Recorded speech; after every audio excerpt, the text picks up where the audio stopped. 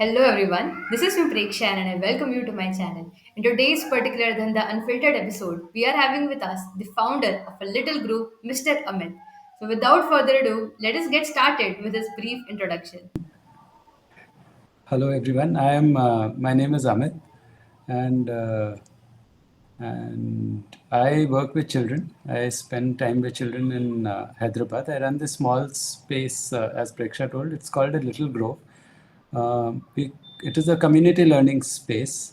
Um, the idea is that um, children get to participate in constructing their curriculum, in constructing their timetable. Uh, they are given freedom to explore their curiosity uh, through their learning journey. It's a small space that we have. Okay, that's really very Yeah. interesting. So, like your journey has been like unconventional from the beginning.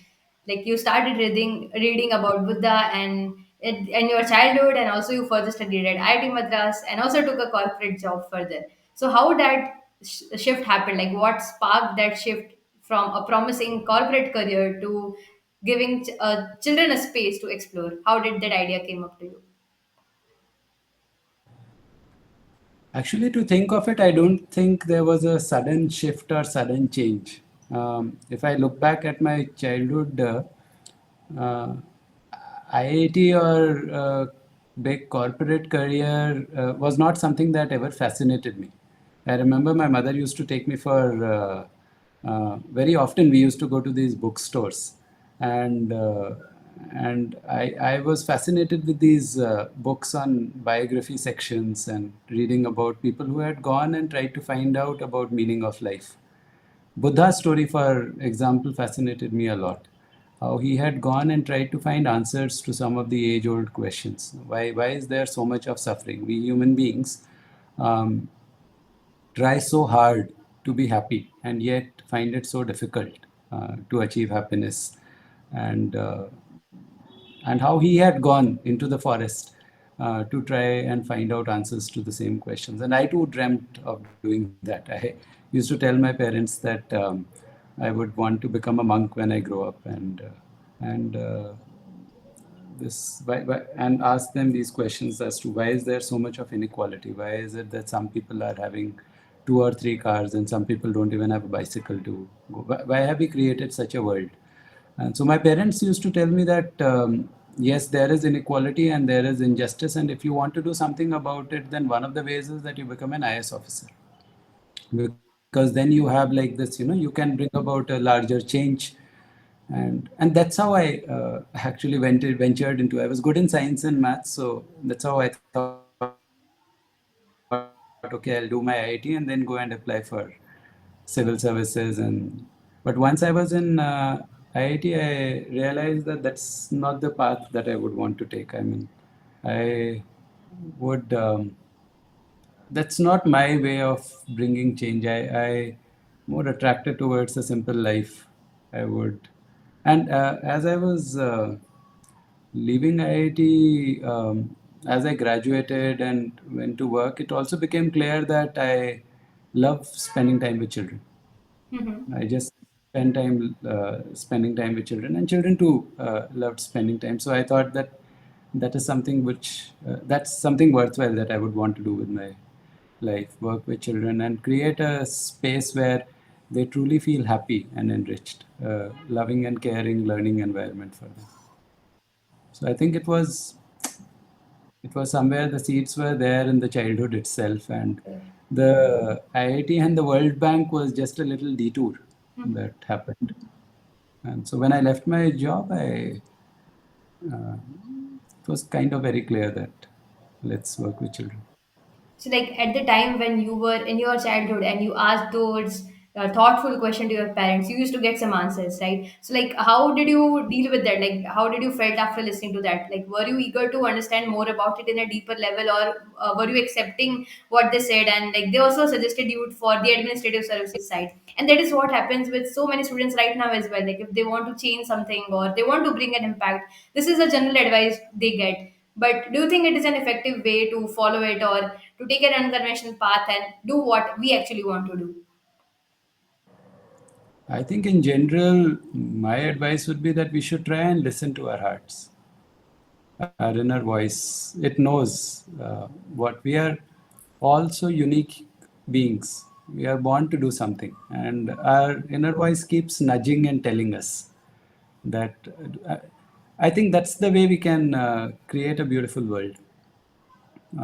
Go and do something that our heart is telling us to do. In my case, my mother was very supportive at every step. In fact, she used to listen to me, and when I used to say that I want to become a monk, she never dismissed it. Like she would, in fact, she was the one. She could have stopped taking me to bookstores and libraries and all, but she was the one who used to take me and encourage me to buy whichever book I would want to buy. And uh, yeah, she never dismissed. She kept encouraging me. She said, "Be happy. Do what you really want to do.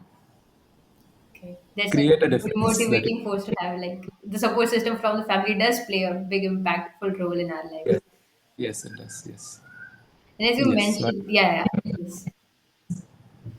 I mean, I was lucky in that sense. Yes, yes, true. Like as you mentioned that traveling and volunteering at different spaces inspired you to rethink about the meaning of education, especially as you mentioned that in the childhood itself you were curious about it, but you got to explore it in a better way when you were across the country and when you met different people.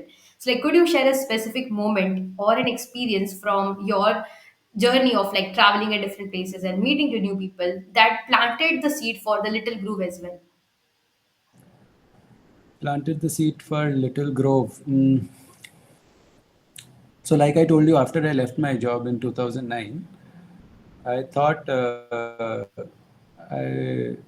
becoming monk was out of question because I was already in a relationship. So then I thought that one thing, the way I would want to spend my time is work with children. And I think even if I would have become a monk, I would have still spent time working with children only. Okay. So now, the only way I knew how to work with children or spend time with children was to start a school of your own. Uh, but so I was meeting different people, and one person suggests asked me, "What kind of school would you want to start?" And I thought, "What kind? What do you mean? What kind of school? I mean, there is only one kind of school." So he suggested me, "Why don't you travel for a bit?" So I thought I will travel for 2 months, look at all the good practices, take out everything that is worthwhile in them, and then start my own school. But this travel was what changed a lot of things. I started meeting people. I started reading and exploring that education is so much more, and there is so much more beyond schooling and history of schooling, and why do schools exist in the form that they do right now, and different experiments that have been started around the world, which challenges this kind of schooling pattern. It also reminded me of this book that I had read when I was a kid on Tagore, how he had started his childhood and how he had started Shantiniketan.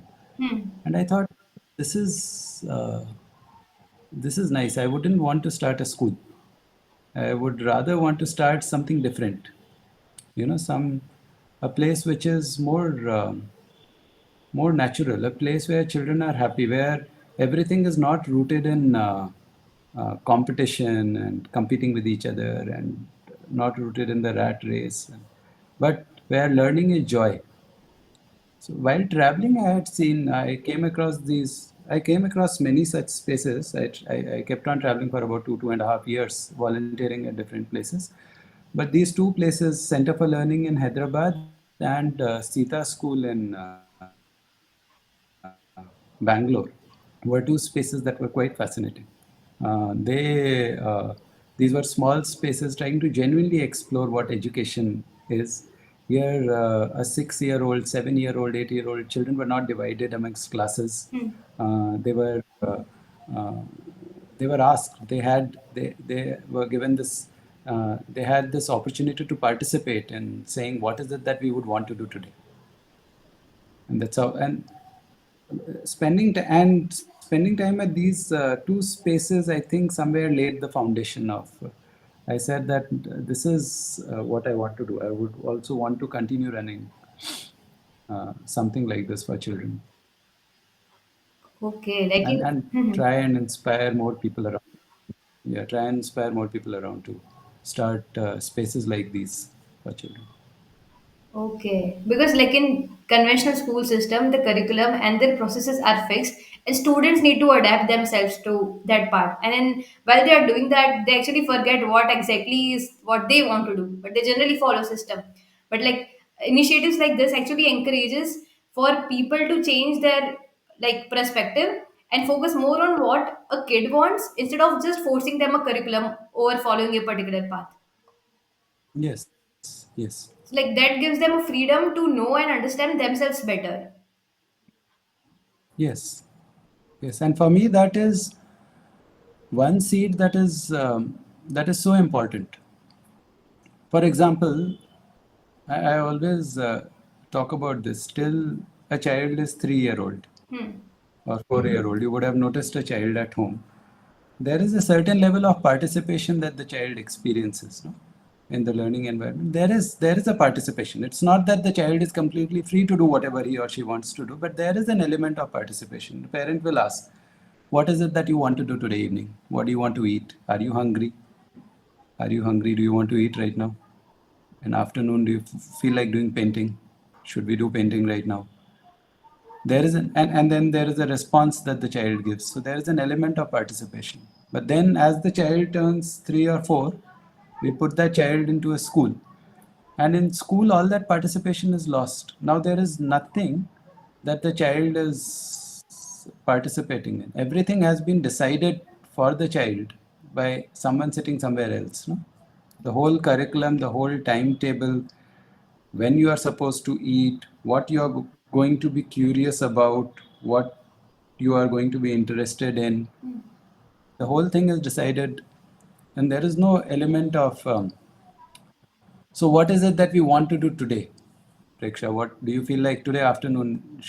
Or the child saying that today, after lunch, today, let's not do mathematics. I want to continue doing painting. Or I just want to continue doing this maths. Can I? Or today uh, it's so nice outside.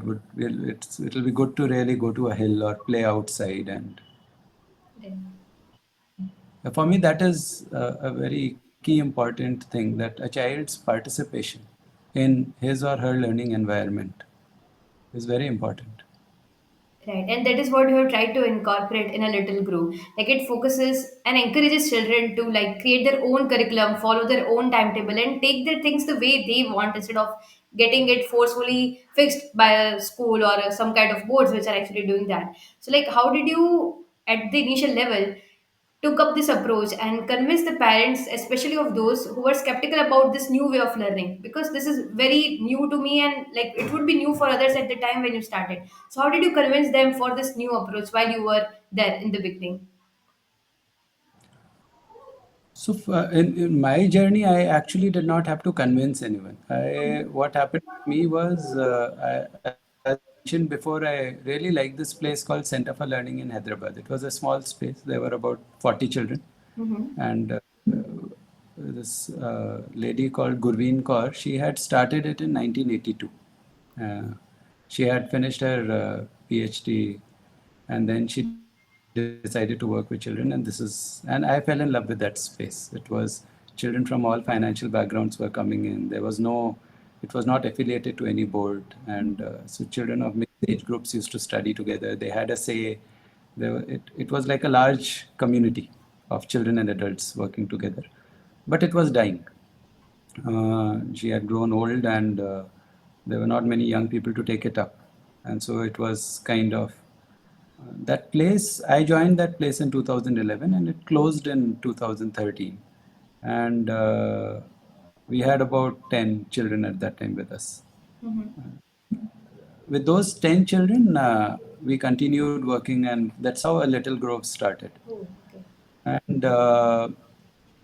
And now today we have about 30-35 children, but these children have come to us from word of mouth, and these parents have gone and someone else have heard about us and they're looking for such a space. There are parents who are looking for a place, who are tired of rat race, Mm-hmm. who are tired of the stress that children are going through and who realize this is not education. And we would want some a little bit more relaxed and different, happy environment for our children.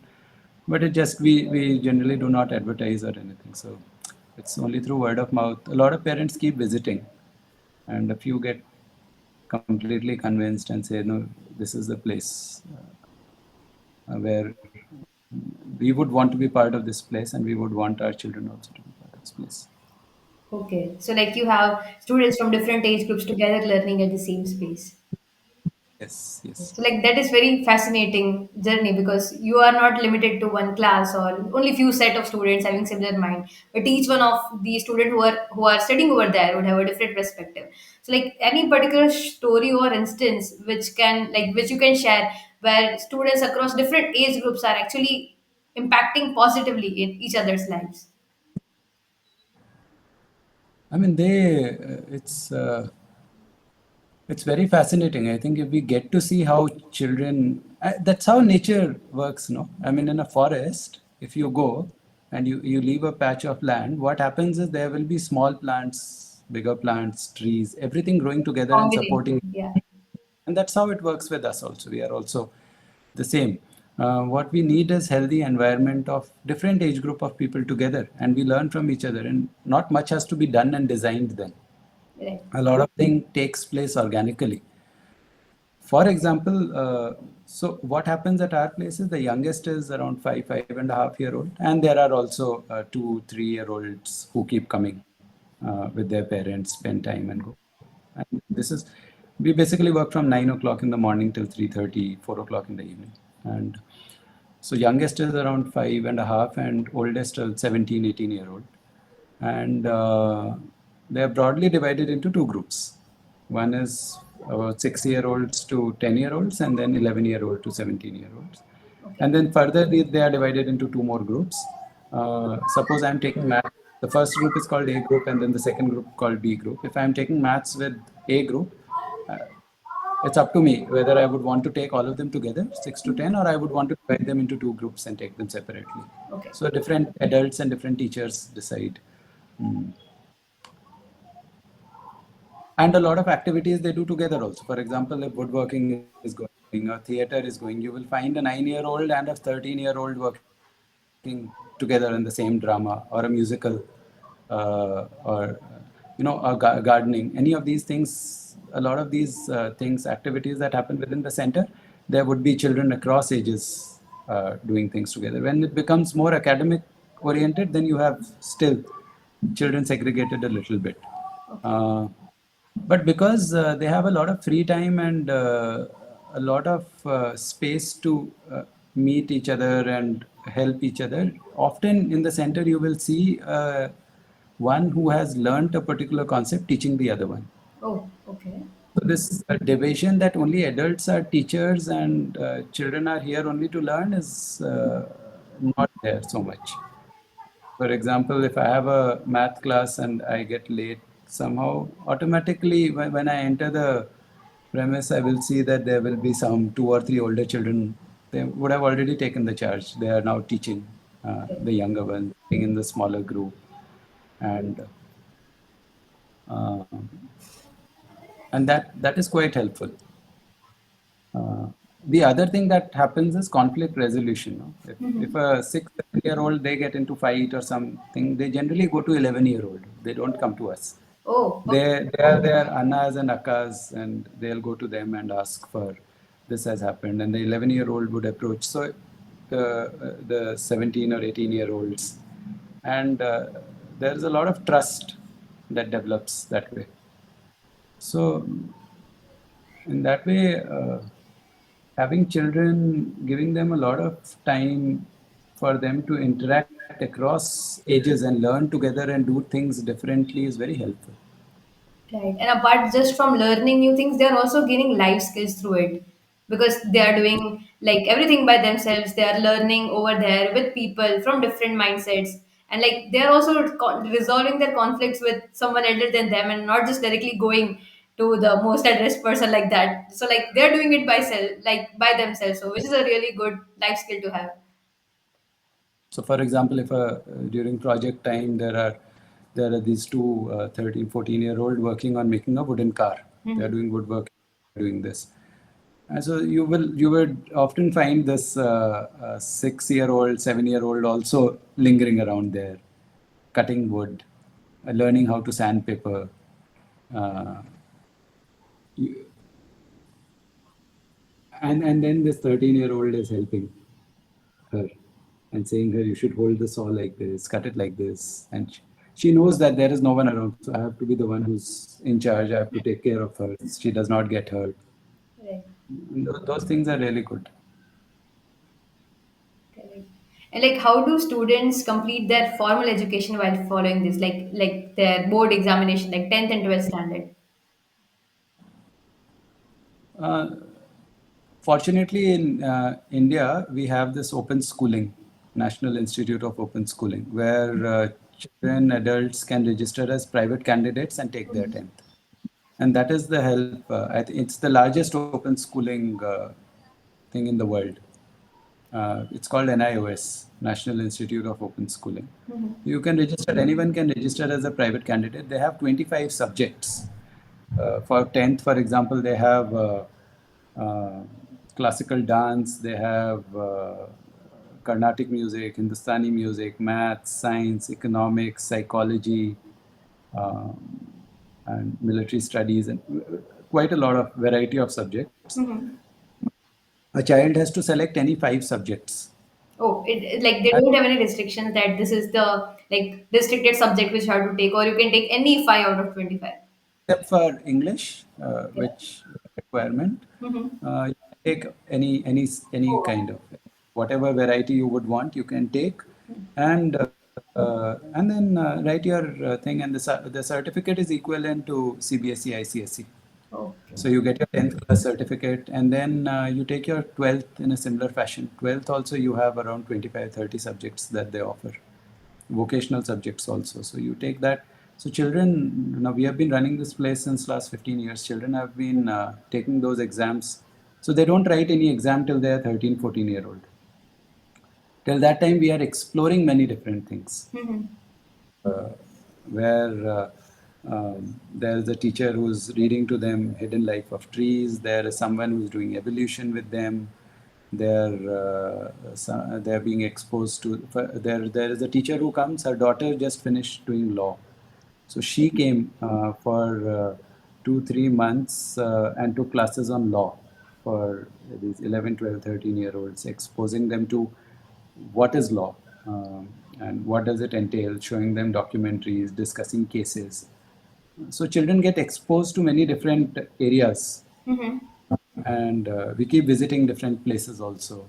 So next month there's a chef who's going to come and talk to children and tell her life story about how did she become, and what does it entail. So children get exposed to many different things, and then by the time a child is 13, 14, a child decides that out of these 25 subjects, these are the 5 subjects that I might be interested in. I would like to take them, and then different children take different time to prepare. Some might finish preparing in 6 months. Some might take 1.5 years to prepare. They take their 10th exam, and likewise 12th exam, and then move on. And that's a good thing. They have like good number of different variety of subjects to select from, so they can specially select the subjects which they have interest in, Yes, and this yes, would help further them in their career as well because they early on know that this is what interests them, so they don't have to like give like too much of time later on to figure out what do they like, what do they don't. yes, yes. And I guess that's a plus for them because they are early in that aspect. Yes, I think it's nice, and sometimes very interesting things also happen. For example, there's this boy who said, "I am so much interested in science. I really like science, and because I really like science, I don't want to take it for my class 10th." Because he really likes it, he don't want to take it. I didn't Doesn't get that properly. Didn't want to take it for class 10th. He said that if I take it for class 10th, I'll have to study all those 27 chapters and it might kill my interest. So I just want to keep exploring the way I'm exploring. I'll keep attending chemistry classes, your physics classes. I take physics classes very differently. So, where 12-year-old, we were discussing about Newton's law of motion, and we ventured into what Einstein talked about. And uh, so he said, I would want to keep exploring physics and chemistry. Don't take it for class 10th, it's not necessary. When I finished my class 10th, based on what I'm really interested in 12th, I will choose whether I would want to take chemistry or biology as a combination, or I would want to take physics and mathematics as a combination. I'll decide it at that time. Okay. So, that's also a very good thing, that you don't need to take science or this in your 10th in order to take physics, chemistry, In like or plus take, two. Huh. yes, or take social studies in your class 10th to take history as your major in class 12th. You don't have to do that. You can independently take something that you would want to take for your class 12th. It's a very good system that we have in this country. Yes, and it is a very good way of thinking and approaching that he likes science, but he doesn't want to give it like have this ring attached to that subject in a way that he has to give exams for it, but he can like explore at the level that he wants to and not what curriculum wants to teach. But Yes, this is really fascinating. The way they think that even this thought process that I like this, but I don't want to take this approach to keep learning about it. That's yes. really fascinating to me. There was another kid that she was very clear from when she was just 9, 10 year old, that she would want to become a professional classical dancer. That is what she wants to do. So she was very, very clear. And in 10th, she took maths, but she was struggling with it. And we did maths. This was back in 2012, 2013. Okay. And she was struggling with it. Uh, but then she gradually developed interest in mathematics. And for her 12th, uh, she was interested in psychology, sociology, um painting, English. But along with that, she said, I would also want to take maths. So there were her relatives and all were questioning, you want to go and study professionally dance. Uh, Bharatnatyam is what. So she basically went to Kalakshetra. Um, then why are you taking maths? It's not fitting anywhere. Correct. It's not going to help you in anything, anyways. So why take a difficult subject? And she used to come to me and she used to tell me, I'm so tired of answering them again and again. I'm just taking maths because I like doing maths right now. I'm not thinking about how it is going to help me in future or this or that. It's going to connect. I am, I just, I love my dance and I want to prepare for that. But I also love calculus. Yeah, there is nothing wrong in having two different interests, right? And Right. I'm genuinely interested. And she the way she did her mathematics in her class 12th was very fascinating, very. Mhm. So every child that I meet, it's like you learn something from them. So she used to come and tell me that it's tiring, but I keep telling them that I'm just interested in mathematics, I'm enjoying it, that's why I've taken it. Right, because people make it either black or white. They just want ki like you are either into one direction. You can't go multiple directions. That is what people think. Like this happens so many times that to me also they ask that you took engineering but you have this interest. How is it possible? At that time I took it engineering because at that time I used to like it. Now I explore different thing and now I like different thing. But in order to make them like understand this thing, it's like very tiring. We have to say that same story again and again to make them understand. Okay, this is also fine. There is nothing wrong in having diverse interest. Yes.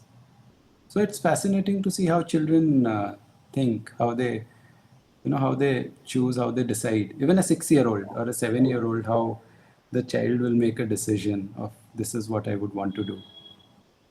Right. And they take decisions freely without having like some constraint in mind or like thinking about what will happen with this decision in the next 5, 10 years.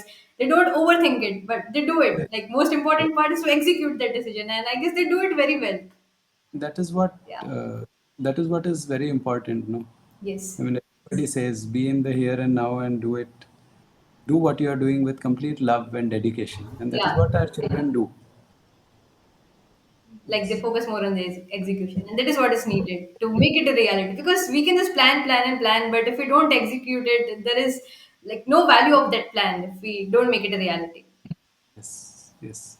And like when you were starting, what challenges did you face? Like as you said that you had initial group of like 10 group of students from that center of learning in Hyderabad to your space as well. So like what challenges did you face in the beginning? Actually, I don't think I faced any challenges. Rather, I would say that it's very easy to start. I think anyone can start. So, mm,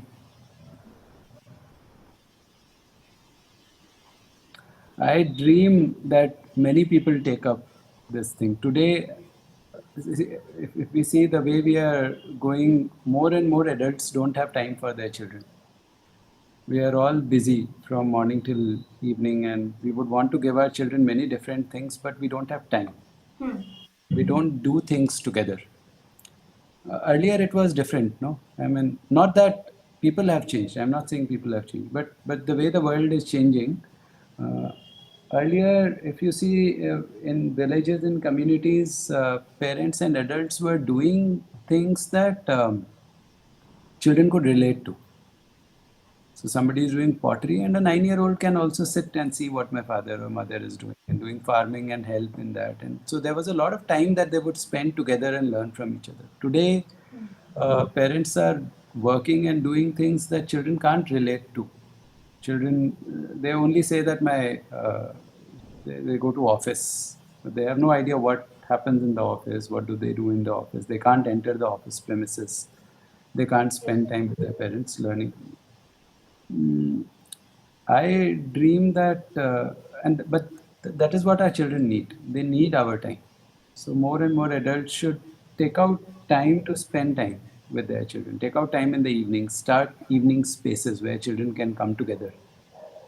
And particularly for, and that's one of the reason why we thought of running a little grove the way it is running. Mm-hmm. Decided that we will run it on very low cost. So what do you need? We had to rent a space and just truly keep working with children. So many people came ahead and contributed. We didn't buy a single thing Mm-hmm. within the premise. All the furniture, the kitchen equipments, the lab equipments, everything was donated. People came forward. Library, our whole library was just built by people coming and saying, "These are some fascinating books that I have read in my childhood, and I would really like you people to have it." Mm-hmm. Um, that's how the whole place. So nothing actually, no effort was required. The only little thing that was required was you genuinely trying to work with children, trying to give them a happy learning space. Mm, I have. Very mindfully tried not to use my IIT tag to run this place.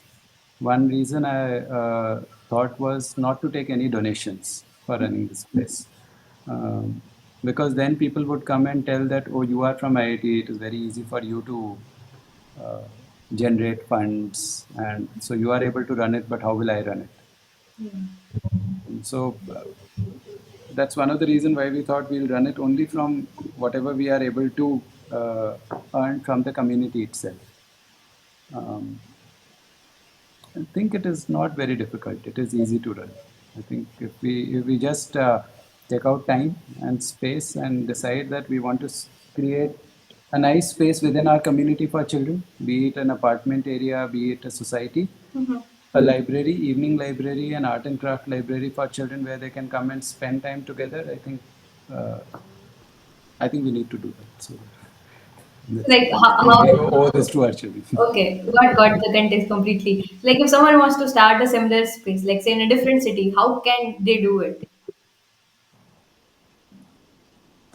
They just, I mean, so today if I move to a different city and I want to start something in the Hmm. evenings for children, I think all I need to do is have a space. And to start off, say I'll open my house, Hmm. and in the evening the house will be open from 5 o'clock to 7 o'clock, and I'll with the support from people around and minimum investment, I will try to create a small library, create a space which will be inviting for them with interesting books, carom boards, chess, uh, art and craft equipments, and then print flyers, talk to parents, go.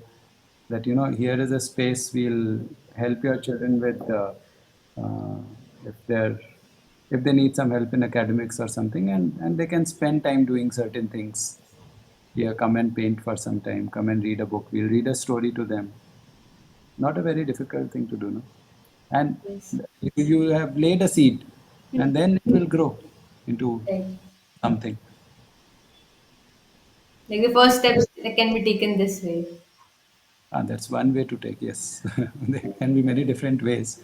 Just that, yeah. It has to be taken. Again, that Really, execution part. if you really want to do it, then you'll find a way. Yeah, correct, correct. And like at the times when you felt overwhelmed while you were running it, and like what kept you grounded and what kept you motivated to keep doing it? For me, it is children. When I was, I the suffering in the world has always had a saddening effect. Like why, like I mentioned in the very start, no, why is it that we people suffer? Why is it that there are so many wars? Yeah. This thing of going and controlling and conquering, and why can't we live happy, simple life? And so I wanted to become a monk. I thought, going into the forest and sitting under the trees, and trees would be my teacher, and they would teach me what, how to find that peace for yourself and for those around you. Um, but life had a different path, and I ended up working with children. I I think somewhere life knew it's not the trees, but these children who are my teachers. So spending time with them has every day teaches me something new. They teach me how to truly love and how to find peace within yourself amidst everything that is going around you. They keep me grounded. They are like my teachers. It's really inspiring. It's Yes. like great to like learning from children itself. Yes, yes. I mean, I think what we in the center or otherwise, what we give to these children is very little as compared to what we can learn from them. Some things that we have lost. Um I I feel we adults, as we grow up, we forget what it is to truly love, and I think we can learn it from these little ones. We forget what how to be happy for other people's happiness, how to find happiness there, and we see these little ones doing that every time. Correct. I was about to ask it because many people say that with experience you gain more learnings, but actually you are able to learn more things from the one who is least experienced. Like in this case, in the education field, it's like to learn about ourselves, to know about ourselves. We experience it the time when we are child, or learning from a child is more fruitful than like learning from an experienced person. So, what is that something that is a differentiating aspect over here? Like someone who is experienced would also have different life experiences, and someone who's a child, they are just starting or they are in just beginning of their journey for the world beyond them. So like what separates them? What is the difference between them? It's a very difficult question, but I think the way the world is as we grow up, it's inevitable that there are fears and insecurities that start creeping in, and we start spending a lot of time and effort to protect ourselves and to take care of our own self. And and this I keeps growing stronger and stronger, that the desire within me that I would want this for me, for my family, and this I can collect this and I can take this, and I I think that is what happens. But we in that whole journey, we don't find peace, and that is what I think that is what we can learn from our little ones. That somewhere to go back, somewhere to say that peace and happiness is right here if we want to if we want to have it. It does not depend on this achievement or that achievement, or if I achieve this, then I'll be happy, or if I get this, then I'll be happy. No, it's right here. You can have it. You can be peaceful in the here and now, and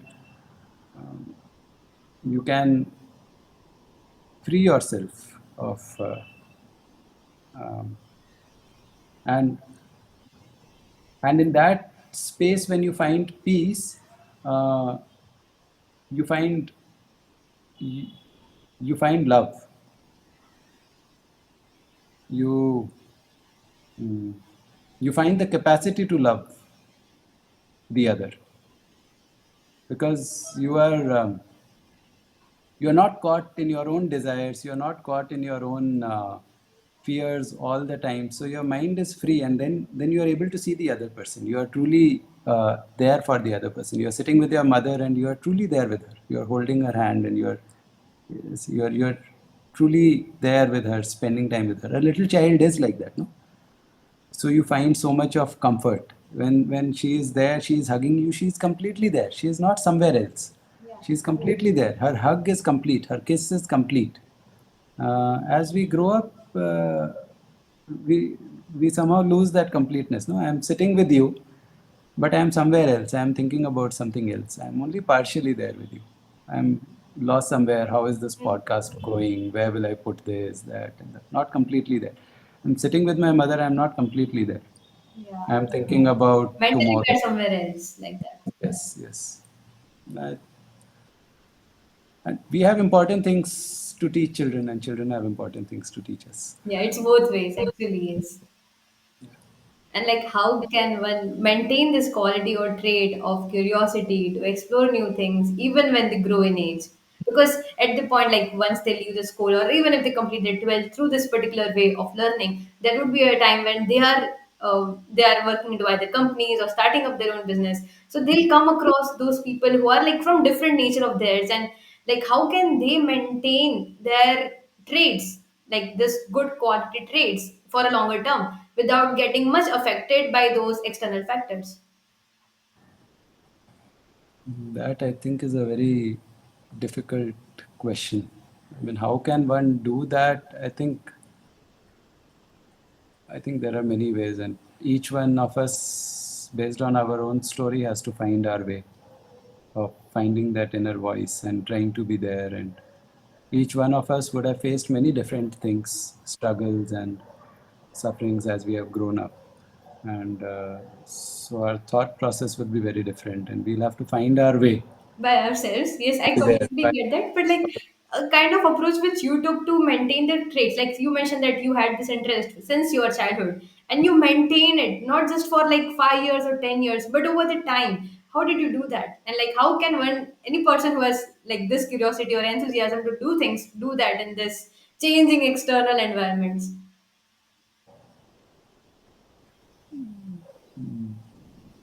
That I'm not sure if I have an answer to, because I don't think, I mean, like you are saying that you were able to maintain this curiosity and you were able to do this. How did you do that? Yeah. I'm not sure if there was something that maybe it happened. Maybe it just happened that I went along and I was able to do that. And it happened because of a million things that were happening around.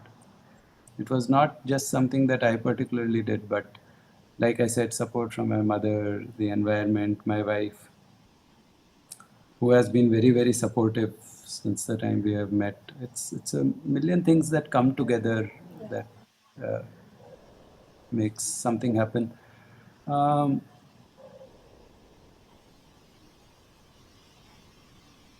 Instead of saying how can I do that, I would rather say, how, which is a difficult question. How can I keep my curiosity alive? And Maintained over the period of time, yeah.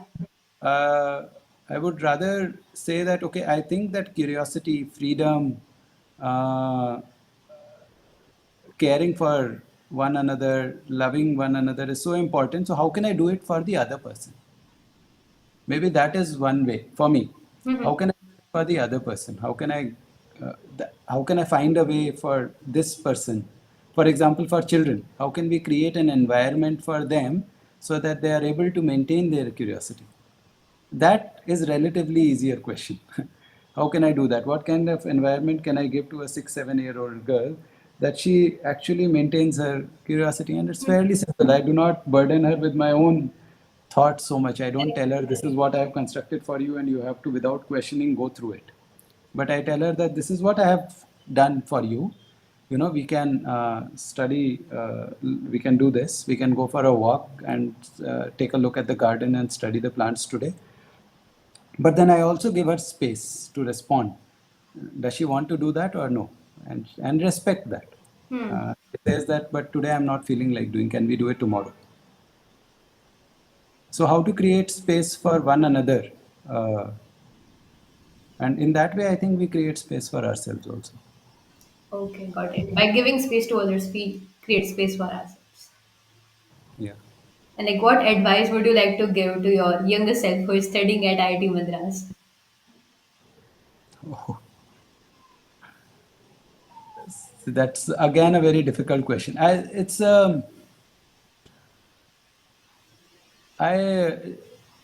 this person was he passed away recently. That tabla player Zakir Hussain. He in one of his interviews he was saying it is not the teacher who teaches. It is the preparedness of the student. The teacher, the knowledge, it's all passing through. It's up to the student to how prepared she is to take a dip, take out a spoonful of knowledge or a bucket full of knowledge or a load of knowledge from that. So, so I don't know if any advice that I would have given to my younger self, whether it would have worked or not. Mm-hmm. That I'm not very sure of. I mean, because I was in a certain state of mind at that time, and Okay. I would, anyways, I was reading a lot of books. There was knowledge everywhere. But what I would pick from it, what I would take from it, depends on in what state I was at that time. But still, if I would meet my younger self, I would tell him, don't be worried so much. Don't stress too much. Uh, Try and truly love and care for those around you. Don't be very mindful of whether you of the reason why you are doing that. So if there is an old man who is sitting or and you are giving that person food, or be very mindful of the fact that why you are doing that. Are you doing it because you will feel good? Are you doing this because you want to feel good about yourself, that I am a very caring person? Mm-hmm. You want to show to other people that you are this amazing person? Or is it because you genuinely, truly care for that person at that time? So maybe that is something that I would try and tell, that reflect and try and see truly, because for a long time I was under this illusion that I want to do this for the world and I want to take away all the suffering, and it's because I truly care. And at one point, I realized that it was not so much because I truly cared. It was because I so much truly cared about my image. I wanted to build my image of that saintly image for myself that people will give a lot of respect and love to. And that was, yeah, that was disturbing. And that you were not really doing all these things because you truly loved and cared for those around you. That is something that I would like to tell. That Okay, like figuring try out to this reflect. is most important. Like not for the external validation, but for ourselves, for our own selves. Yeah, I mean, be honest with the reason. I'm Mm-hmm. not saying that if even if I'm doing something because I want, don't fool yourself. Yeah.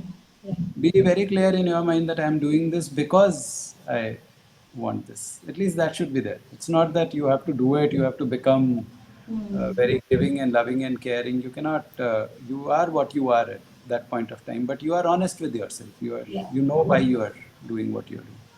Knowing why you are doing what you're doing. Yes, why? Being honest with Yes. yourself at least. Yes, that is thoughtful aspect. I'll try to reflect back on this as well. Yep. So it was really amazing to have you on the podcast. I asked you so many thoughtful questions as well, and I guess so. Like you had to think a little bit about it, but I'm sure that those quality answers will definitely help someone who is listening to this podcast to help the like or to get better clarity about the questions they have as well in their mind. And it is really inspiring, and I loved the concept of the little groups where students are exploring the way they want without any restrictions, giving them the right freedom they want at their age and fulfilling, like living their childhood life at the best fulfilling level as they can. I really Yes. loved your initiative. Thank you. Thank you. Yeah, thank you so much for taking the time out and being on the podcast. Thank you. Thank you so much for having me here. Yes, sir, it is completely my pleasure.